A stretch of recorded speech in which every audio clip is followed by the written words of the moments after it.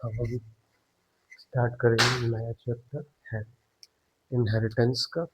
Heredity को start करते हैं और इसमें हम पढ़ने वाले हैं कि मेंडल्स के बारे में। मेंडल कौन थे, क्या थे और उन्होंने क्या क्या चीज़ों स्टार्ट करते हैं। सबसे पहले हम बात करेंगे हेरिडिटी की। हेरिडिटी क्या है? हेरिडिटी का मतलब पासिंग, क्या पासिंग ऑफ ट्रेट, पास हो रहे हैं trait from the parents to offspring. सबसे पहले आप ये समझिए ऑफस्प्रिंग का मतलब क्या है और traits parents, trait of offspring का मतलब क्या है। ट्रेट्स मतलब कैरेक्टरिस्टिक्स जो कि एक पेरेंट से दूसरे उनकी न्यू जनरेशन में जाते हैं ना, उनको बोलते हैं ट्रेट्स। ऑफस्प्रिंग का मतलब क्या है, पेरेंट्स के जो न्यू इंडिविजुअल्स होते हैं, मतलब कहते हैं ना मतलब आप अपने पापा के हम शक्ल हो, आप अपने पापा के जैसे दिखते हो, आप आपके मम्मी जैसे दिखते हो। ये किसके वजह से हो रहा है? ये ट्रेट्स हैं। ये जो है क्या, वो अपने दादा जैसा दिखता है, अरे उसकी शक्ल तो उसके पापा जैसी, अरे उसकी शक्ल तो उसकी मम्मी जैसी। क्यों क्यों हो रहा है ये ट्रेट्स, ट्रेट है, ये जीन्स है, ठीक है ना।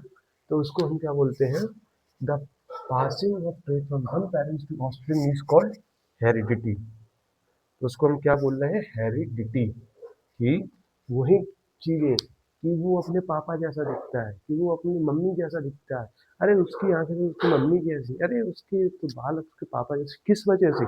क्योंकि हेरिडिटी के वजह।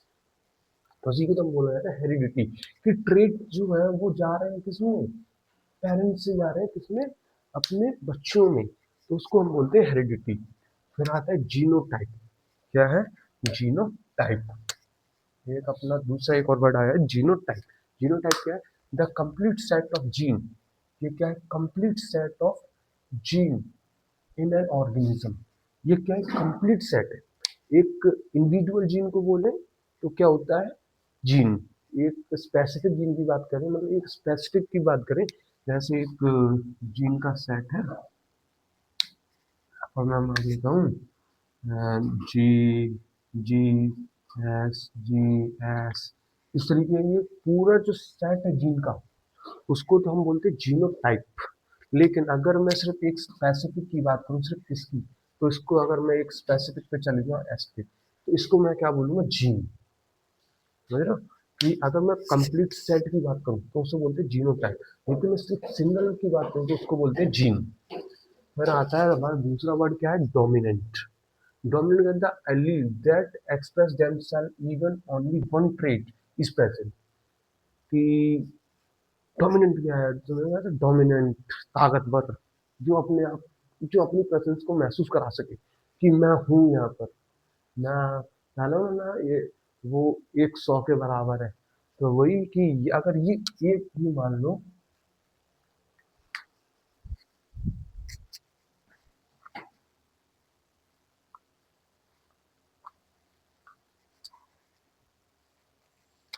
ऐसे प्रेजेंट है,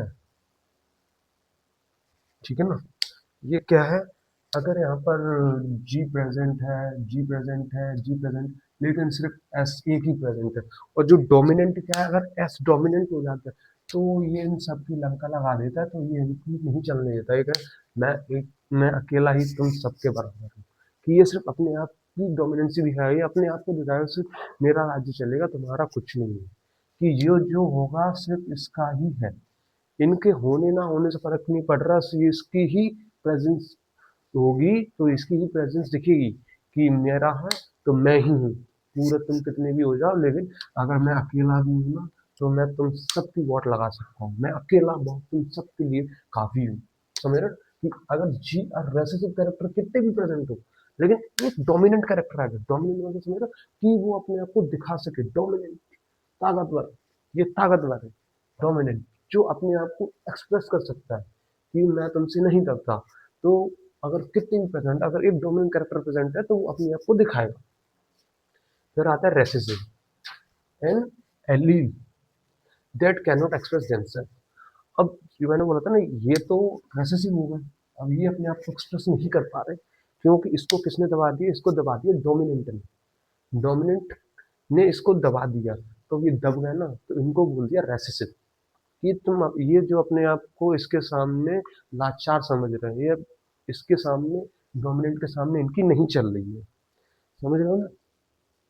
इनकी क्या है, डोमिनेंट के सामने चल नहीं रही है, तो ये क्या हो गए, ये जो है वो क्या है, रेसेसिव, जो अपने आप की प्रेजेंस को, अपनी प्रेजेंस को नहीं दिखा पा रहे, उनको बोल दिया है रेसेसिव।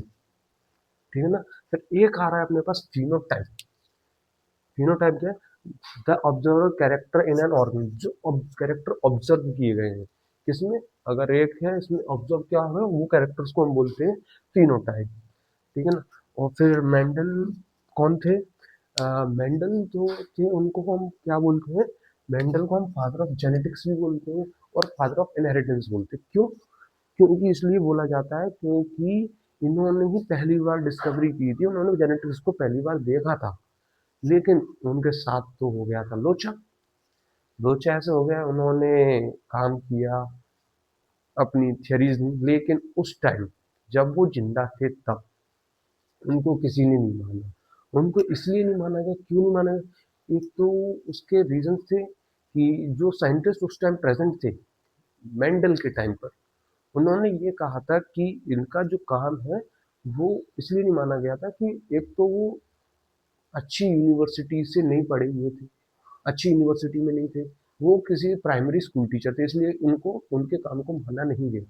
और वो वो उन्होंने जो अपना जो वर्क दिया था वो मैथमेटिक्स के बेसिस पे दिया था, इसलिए भी उनको नहीं माना गया, क्योंकि उस टाइम जो मैथमेटिक्स को जो इंक्लूड नहीं किया जाता था किसमें, बायोलॉजी में, लेकिन अब तो फिर भी यूज किया जाता है, लेकिन उस टाइम पे नहीं, उनको अलग सेपरेट माना जाता है कि अगर मैथमेटिक्स का यूज हो रहा है बायोलॉजी में तो ये इसका काम सही नहीं है।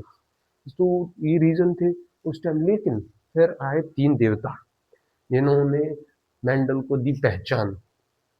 कौन कौन आए थे, तीन जो साइंटिस्ट थे वो कौन थे, एक तो रिच, कौन से थे, चलो मैं बता ही देता हूँ, हैरिच वॉन टेस्मार्क। ठीक है ना, ईवी टेस्मार्क भी बोलते हैं उनको, अगर ईवी का परफॉर्म कर दो, हैरिच वॉन टेस्मार्क थे, जो कहाँ के थे, वो ऑस्ट्रिया के बॉटनिस्ट थे। और जो हमारे दूसरे थे वो कौन थे, ह्यूगो डी बेरिस। एक तो हमारे कौन थे, एक हमारे ईवी, कौन थे, ईवी वॉन, ईवी टेस्मार्क। और ये कहाँ के थे, ये जो थे ईवी मार्टिन, ये जो थे वो ऑस्ट्रिया के बॉटनिस्ट थे। ये एक तो पहला साइंटिस्ट ये थी, और दूसरे साइंटिस्ट कौन थे,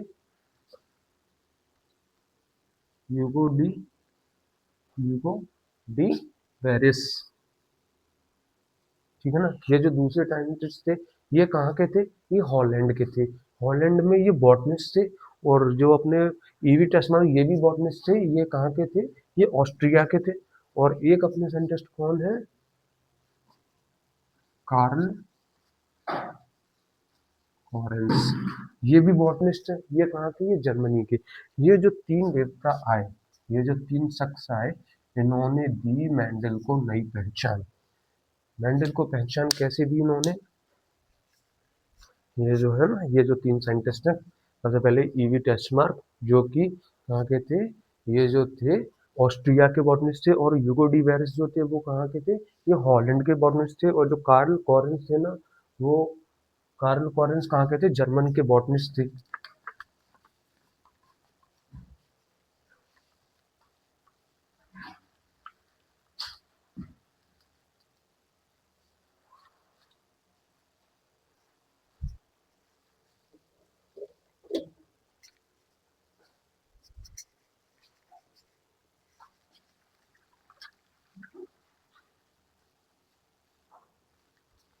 ठीक है ना, ये जो तीन साइंटिस्ट आए थे, इन्होंने क्या दी, मेंडल को पहचान दी। कैसे, क्योंकि जब मेंडल थे उस टाइम तो उन साइंटिस्टों ने जो प्रेजेंट थे, कहाँ किस पे, जब मेंडल जिंदा थे तो उन्होंने उनके काम को नहीं माना। तो फिर ये तीनों जो मैंने अभी लिखे थे नाम, ये कौन कौन से, ईवी टेस्मार्क जो कि ऑस्ट्रिया के बॉटनिस्ट थे, और ह्यूगो डी वेरिस जो कि हॉलैंड के बॉटनिस्ट थे।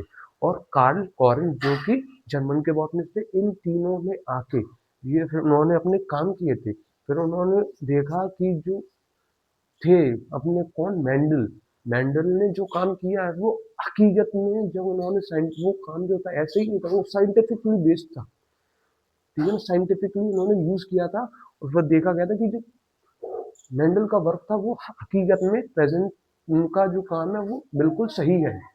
उन्होंने पी प्लांट का यूज किया था, उन्होंने ब्रीडिंग की थी, तो उन्होंने कहा था जो मेंडल ने जो काम किया है बिल्कुल सही है। इन तीनों साइंटिस्ट, अगर ये तीन साइंटिस्ट नहीं आते तो आज हम मेंडल के बारे में नहीं पढ़ते। इन्होंने अगर नहीं बताया होता कि मेंडल का जो काम है वो सही है तो हम आज भी नहीं देखते। ठीक है ना, तो इन तीनों ने आके मेंडल को एक नई पहचान दी। क्यों? क्योंकि उनको उनका जो काम था वो बिल्कुल सही था। उस टाइम भले उस टाइम नहीं माना गया था, पर लेकिन जो तीन साइंटिस्ट आए थे उन्होंने इस काम को बताया कि बिल्कुल सही था। तो ठीक है, अब हम थोड़ा मेंडल के बारे में देख लेते हैं। जॉर्ज मेंडल जो थे उन्होंने अपना काम कब किया था?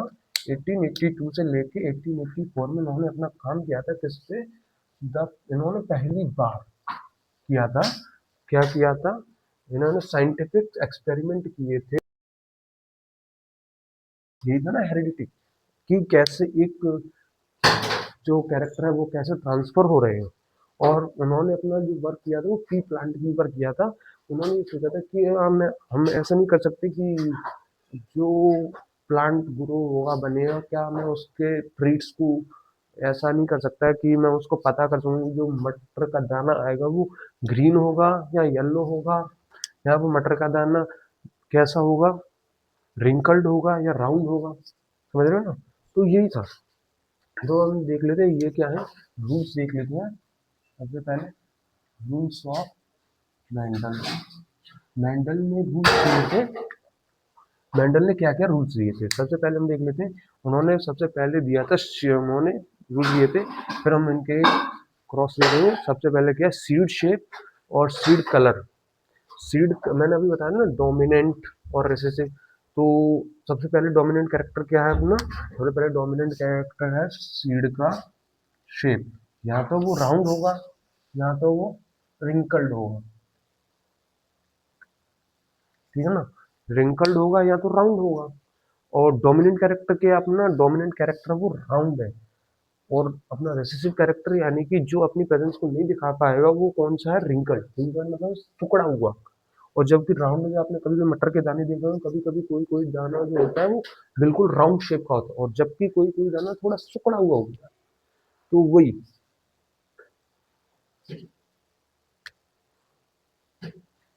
तो उन्होंने जब ये देखा राउंड और रिंकल्ड, तो इसमें अगर डोमिनेंट का देखा तो राउंड होगा, और जो अपना रेसेसिव वो जो अपने आप को शो नहीं कर पाया वो रिंकल्ड होगा। अगर हम कलर की बात देखें, एक तो उन्होंने दो कलर यूज किए, कौन सा? एक येलो और एक ग्रीन।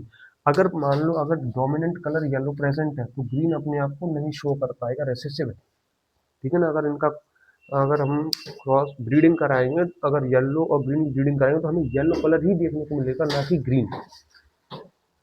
और फिर हम देखते हैं और भी कैरेक्टर्स हैं।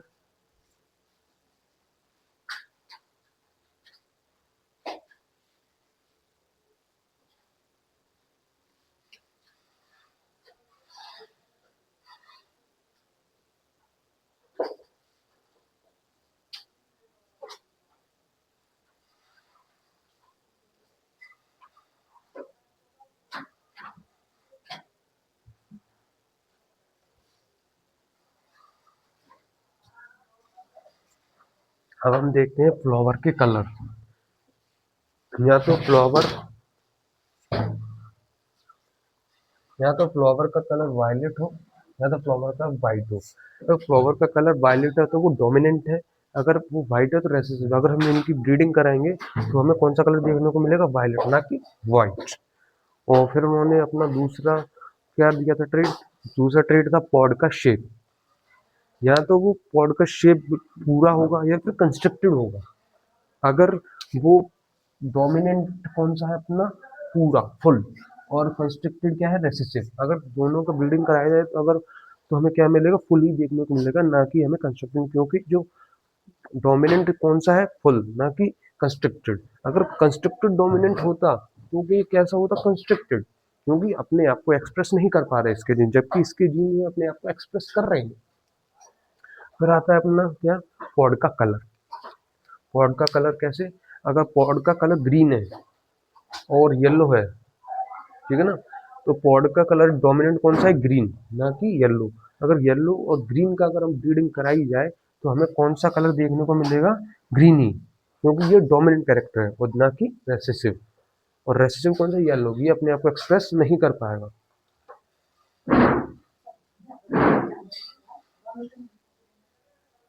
ठीक है ना। और फिर आता है अपना फ्लावर का पोजीशन, कौन सा, एक्सेल और टर्मिनल। अगर एक्सेल है, डोमिनेंट है, और अपना टर्मिनल क्या है, रेसेसिव, ठीक है ना। अगर एक्सेल डोमिनेंट, अगर एक्सेल और टर्मिनल का अगर हम ब्रीडिंग कराई जाए तो हमें डोमिनेंट कौन सा, एक्सेल, तो एक्सेल पोजीशन पे ही देखने को मिलेगा। और फिर हमारा नेक्स्ट कैरेक्टर क्या, हाइट, या तो वो टॉल होगा या ड्वार्फ होगा, पर इसमें हमारा डोमिनेंट कैरेक्टर कौन सा है, टॉल। अगर टॉल प्लांट और ड्वार्फ प्लांट की ब्रीडिंग कराई जाए तो हमें कौन सा देखने को मिलेगा, टॉल ही देखने को मिलेगा, क्योंकि ये क्या है, ये जो है कैसा है, ये डोमिनेंट कैरेक्टर है, ठीक है ना। और फिर आता है अपने, फिर देखते हैं एक बार रिवाइज देख लेते हैं। यहाँ तो क्या होता है, डोमिनेंट कैरेक्टर्स क्या थे, डोमिनेंट कैरेक्टर से अपना राउंड, और रेसेसिव कैरेक्टर थे, अगर हम पॉड के शेप, सीड के शेप की बात करें तो राउंड जो था वो था कैसा, डोमिनेंट। और जबकि रेसेसिव कौन सा था, अपना रिंकल्ड। फिर हम सीड कलर के बारे में, सीड कलर कौन से थे, दो कलर देखिए, येलो और ग्रीन। अगर येलो प्रेजेंट है तो वो अपने आप को शो करेगा, डोमिनेंट कैरेक्टर कौन सा था, येलो, और रेसेसिव कैरेक्टर था ग्रीन। फिर हमने नेक्स्ट देखा था क्या, येलो कलर या वायलेट कलर का फ्लावर। फ्लावर पे देखा था, अगर फ्लावर वायलेट है तो वो डोमिनेंट कैरेक्टर, वो अपने आप को शो करेगा। अगर ब्रीडिंग कराई जाए तो हमें कौन सा कैरेक्टर देखने को मिलेगा, वायलेट फ्लावर ही देखने को मिलेगा, जबकि व्हाइट हमें देखने को नहीं मिलेगा। फिर नेक्स्ट कैरेक्टर क्या था, नेक्स्ट कैरेक्टर था अपना पॉड शेप, या तो फुल या कंस्ट्रक्टेड। फुल अगर है तो फुल क्या है, डोमिनेंट, फुल होगा। और कंस्ट्रक्टेड की ब्रीडिंग कराई तो हमें फुल ही देखने में, क्योंकि ये जो है वो डोमिनेंट कैरेक्टर है, वो अपने आप को शो कर रहा है, वो ही होगा, ठीक है ना। और फिर हमने देखा था पॉड कलर, पॉड कलर कौन से थे, ग्रीन और येलो। तो ग्रीन था हमारा डोमिनेंट, और जबकि येलो था वो था रेसेसिव, ठीक है ना।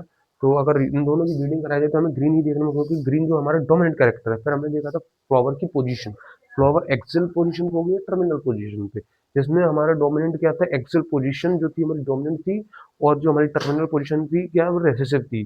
अगर टर्मिनल, अगर इन दोनों की ब्रीडिंग कराई जाए तो हमें कौन सा देखने को मिलेगा, हमें डोमिनेंट कौन सा, एक्सेल, एक्सेल ही देखने को मिलेगा, क्योंकि ये डोमिनेंट कैरेक्टर है। फिर हमने देखी थी हाइट, हाइट में डोमिनेंट क्या थी, टॉल, और रेसेसिव क्या थी, ड्वार्फ। अगर ड्वार्फ और टॉल का अगर हम क्रॉस करवाएं तो हमें क्या देखने को मिलेगा, टॉल, क्योंकि वो डोमिनेंट कैरेक्टर है।